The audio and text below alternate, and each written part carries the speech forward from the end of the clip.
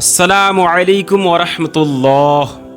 আল্লাহ তাবারক ওয়া তাআলা পবিত্র কোরআনুল কারীমের মধ্যে ইরশাদ করেছেন, আর তিনি তো আছেন যিনি রাতে ঘুমানোর সময় তোমার রূহ কবজ করে নেন এবং দিনের বেলা তুমি যা কিছু করে থাকো তার খবর রেখে থাকেন, আর তারপর আবার দিনের বেলা তোমাকে জাগিয়ে তোলেন যাতে করে জীবনের সেই নির্দিষ্ট মেয়াদ পূর্ণ করে জীবন সম্পূর্ণ করা যেতে পারে।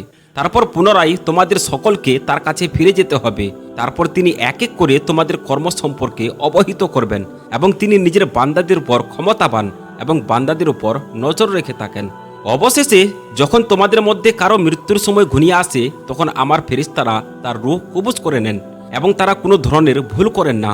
তারপর কিয়ামতের দিন সমস্ত মানুষকে মালিকে হাকিকি মানে আল্লাহ তাবারক ওয়া তাআলার সামনে ডেকে নিয়ে আসা হবে। মনে রাখবে, হুকুম শুধুমাত্র তারই হবে এবং তিনি সবচেয়ে দ্রুত হিসেব গ্রহণকারী। আল্লাহ তাবারক ওয়া তাআলা এই মানুষ জাতিকে সবচেয়ে সুন্দর ও সর্বোত্তম রূপ দিয়ে সৃষ্টি করেছেন এবং এই মানুষের সৃষ্টিতে আল্লাহ তাবারক ওয়া তাআলার কুদরতের অসংখ্য নিশানা ও নিদর্শন রয়েছে। মানুষের শরীরকে সৃষ্টি করার পর তাকে রূহ দিয়ে রোশন করা হয়েছে, আবার শরীরের ভিতরে প্রাণ ভরে দেওয়া হয়েছে। আর এই রূহ মানুষের শরীরের ভিতরে যতদিন পর্যন্ত থাকবে ততদিন পর্যন্ত সেই মানুষটি জীবিত থাকবে, কিন্তু যখন শরীর থেকে এই রূহ বের হয়ে যাবে তখন মানুষ মারা যাবে। আর এমনটি সেই সময় হয়ে থাকে যখন মানুষের সময় শেষ হয়ে যায়। কিন্তু আপনারা কি জানেন, প্রতিটি মানুষ এমন একটি জীবনযাপন করে যেখানে সে প্রতিদিন মারা যায় এবং প্রতিদিন বেঁচে থাকে। সেজন্য আজকের এই ভিডিওতে আমরা আপনাদেরকে সেই জীবন এবং মৃত্যুর সম্পর্কে জানাবো যে কিভাবে একজন মানুষ প্রতিদিন মারা যায় এবং প্রতিদিন জীবিত হয়। আর আপনারা কি জানেন যে যখন একজন ব্যক্তি ঘুমিয়ে পড়ে তখন তার রূহ কোথায় চলে যায়, আর মানুষ তার স্বপ্নেতে যা কিছু দেখে থাকে সেটি কি সত্য নাকি মিথ্যা। এর সাথে সাথে নেক মানুষের রূহ শোয়ার পর বেশি করে কোথাকার সফর করে থাকে এবং খারাপ মানুষের রূহ শোয়ার পর বেশি করে কোথাকার সফর করে থাকে। এই সমস্ত প্রশ্নের উত্তর কোরআন ও হাদিসের আলোকে আজকের এই ভিডিওতে আমরা আপনাদের সামনে উপস্থাপন করার চেষ্টা করব। তাই আপনাদের কাছে একটি ছোট্ট রিকোয়েস্ট থাকবে যে আপনি এই ভিডিওটিকে সম্পূর্ণ অবশ্যই দেখবেন আর ভিডিওটিকে একটি লাইকও করে দেবেন। তো চলুন বেশি দেরি না করে ভিডিওটিকে শুরু করা যাক। আল্লাহ তাবারক ওয়া তাআলার হুকুম অনুযায়ী এই রূহকে সৃষ্টি করা হয়েছে এবং এই রূহ আমরে রাব্বি রয়েছে। যেভাবে পৃথিবীতে মানুষের শরীরের পোশাক কাপড় রয়েছে, আর ঠিক সেভাবেই আল্লাহ তাবারক ওয়া তাআলা এই রূহের পোশাক মানুষের শরীরকে বানিয়েছেন। এরই জন্য যখন মানুষের শরীর থেকে এই রূহ বের হয়ে যায় তখন সেই শরীরের আর কোনো দাম থাকে না। আপনাদেরকে জানিয়ে রাখি যে রূহ দুই প্রকারের হয়ে থাকে, একটি হলো নেক যেটি নেক আমল করে থাকে, আর দ্বিতীয়টি হলো খারাপ আর গুনেহগার যেটি খারাপ কাজ করে থাকে। একজন মানুষের স্বপ্নে যা কিছু এসে থাকে অথবা সেই স্বপ্নে যেখানেই গিয়ে থাকে সেটি মানুষের চিন্তা ও কর্মের কারণে হয়ে থাকে। যদি মানুষ নেক হয় তো তার স্বপ্ন ভালো মানে নেক হবে, আর স্বপ্নে সে নেক মানুষদের সাথে জিয়ারত করে থাকেন। যেমনটি নবী করিম সাল্লাল্লাহু তাআলা আলাইহি ওয়াসাল্লামের দিদার হওয়া অথবা সাহাবায়ে কেরাম বা আউলিয়া কেরামদের জিয়ারত তার ভাগ্যে হওয়া। আর এমনইভাবে নেক রূহ যখন স্বপ্নে কোথাও সফর করে তো তার সফর করাও নেক হয়ে থাকে, আর সেই স্বপ্নে সে ভালো মানে নেক জিনিসগুলোকে দেখে থাকেন। কিন্তু যে রূহ খারাপ হয় সে খারাপ মানুষদের দিকে ঝুঁকে থাকে, আর এমন রূহের উপর শয়তানের কবজা থাকে। আর এই ধরনের লোকেরা স্বপ্নে যা কিছু দেখে থাকে সেটি শয়তানি হয়ে থাকে, আর এমন লোকের স্বপ্ন গ্রহণযোগ্য হয় না। আপনাদেরকে জানিয়ে রাখি যে যখন একজন ব্যক্তি ঘুমিয়ে পড়ে তখন তার আত্মা শরীর থেকে বের হয়ে যায় এবং ঘুরতে থাকে, কিন্তু তার সম্পর্ক শরীরের সাথে ছুটে না, বরং তার সম্পর্ক শরীরের সাথে অবশ্যই থেকে থাকে। রূহ অনেক শক্তিশালী হয়ে থাকে। যদি এই রূহ আল্লাহ তাবারক ওয়া তাআলার ইবাদত এবং তার জিকির দ্বারা তার নিকট হয়ে যায় মানে আল্লাহ তাবারক ওয়া তাআলাকে রাজি করে নেয়, তাহলে এই আত্মার কাছে এতটা ক্ষমতা চলে আসে যে সে তার শরীরকে যেখানে খুশি সেখানে উড়িয়ে নিয়ে যেতে পারবে। কিন্তু শর্ত এটি যে সে যেন নেক এবং তার আমল যেন নেক হয়ে থাকে। রিওয়ায়াতের মধ্যে বর্ণিত আছে যে একবার হযরত আলী রাদিয়াল্লাহু তাআলা আনহু জুম্মার জন্য প্রস্তুতি নিচ্ছিলেন, আর যখন খুতবা শুরু করলেন তখন হযরত আলী রাদিয়াল্লাহু তাআলা আনহু রূহের সম্বন্ধে বলতে লাগলেন। তো এমন সময় একজন ব্যক্তি খাড়া হয়ে দাঁড়িয়ে গেলেন আর হযরত আলী রাদিয়াল্লাহু তাআলা আনহুকে জিজ্ঞেস করলেন যে হে আলিয়ে মুর্তজা শেরে খুদা রাদিয়াল্লাহু তাআলা আনহু, যখন মানুষ ঘুমিয়ে পড়ে তো সেই সময় মানুষের রূহ কোথায় চলে যায়, আর রূহ কি শরীর থেকে আলাদা হয়ে যায়? তো হযরত আলী রাদিয়াল্লাহু তাআলা আনহু ইরশাদ করলেন যে তোমার শরীরে এবং প্রত্যেক মানুষের শরীরে যে রূহ আল্লাহ তাবারক ওয়া তাআলা রেখেছেন সেটি তিন ভাগে বিভক্ত রয়েছে। রূহের প্রথম অংশটি মানুষের শরীরেই থেকে থাকে, রূহের দ্বিতীয় অংশটি মানুষের অস্তিত্বের বাইরে থাকে অর্থাৎ আলমে বরজখ থেকে তাকে দেখতে থাকে, এবং রুহের তৃতীয় অংশটি মানুষের শরীর থেকে সেই সময় আলাদা হয় যখন মানুষ ঘুমিয়ে পড়ে।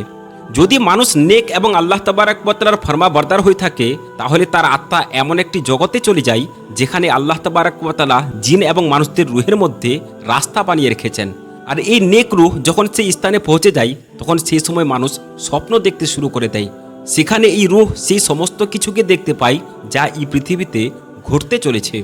আর যদি মানুষ পাপী এবং আল্লাহ তাবারাক ওয়া তাআলার অবাধ্য বান্দা হয়, তাহলে এমন ব্যক্তির আত্মা তার শরীরে বন্দী থাকে এবং সে নিজের স্বপ্নের মধ্যে নেক রুহের মতো কিছুই দেখতে পায় না।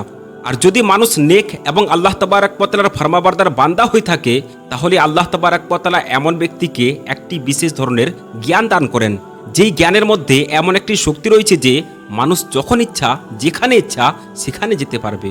অতঃপর মানুষ যখন আল্লাহ তাবারাক ওয়া তাআলাকে খুশি করে নেয়, তখন আল্লাহ তাবারাক ওয়া তাআলা সেই ব্যক্তির রূহকে সব ধরনের বন্দিদশা থেকে মুক্তি করে দেন।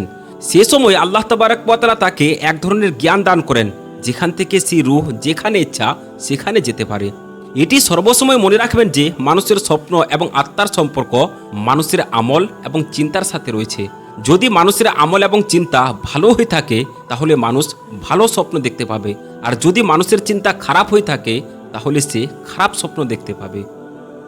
তো চলুন এবার আপনাদেরকে সেই 7টি জিনিসের সম্বন্ধে জানিয়ে দিই, যে 7টি জিনিস নবী করিম সাল্লাল্লাহু তাআলা আলাইহি ওয়াসাল্লাম আমাদেরকে নিজের ঘরে অবশ্যই রাখতে বলেছেন। বিশেষ করে এই 7টি জিনিস সেই সমস্ত মুসলমানদের জন্য যারা নিজের ঘরে আল্লাহ তাবারাক ওয়া তাআলার সাহায্য দেখতে চান। এই জিনিসগুলো তাদের জন্য যারা নিজেদের ঘরের মধ্যে সুখ শান্তি বরকত এবং সমস্ত রকমের খারাপের সাথে সাথে সমস্ত রোগ ব্যাধি থেকেও দূরে থাকতে চান।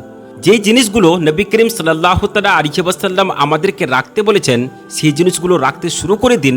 তারপর আপনি নিজের চোখেই দেখতে পাবেন কিভাবে আল্লাহ তাবারাক ওয়া তাআলা আপনাকে সমস্ত খারাপ কাজ থেকে সুরক্ষিত রেখেছেন। তো চলুন আমরা আপনাদেরকে এক এক করে সেই 7টি জিনিসের নাম বলে দিই, যেগুলো নবী করিম সাল্লাল্লাহু তাআলা আলাইহি ওয়াসাল্লাম আমাদেরকে নিজের ঘরে রাখতে বলেছেন। আর আপনি এই জিনিসগুলোর নাম শোনার সময় এটি ভাববেন যে এর মধ্যে কোন জিনিস আপনার বাড়িতে উপস্থিত নেই। আর যে জিনিসটি আপনার ঘরে উপস্থিত নেই, সেই জিনিসটিকে আপনি খুবই তাড়াতাড়ি নিজের বাড়িতে নিয়ে এসে নবী করিম সাল্লাল্লাহু তাআলা আলাইহি ওয়াসাল্লামের কথার উপর আমল করবেন। নবী করিম সাল্লাল্লাহু তাআলা আলাইহি ওয়াসাল্লাম যে জিনিসগুলোকে নিজের বাড়িতে রাখতে বলেছেন, সেই জিনিসের মধ্যে প্রথম হলো জমজমের পানি। জি হ্যাঁ, যদি আপনি কোনো সমস্যার মধ্যে পড়ে যান, সেখানে হোক শারীরিক বা রুহানি, আপনি শুধুমাত্র এই জমজমের পানিকে কিবলার দিকে মুখ করে দাঁড়িয়ে পান করে নিন।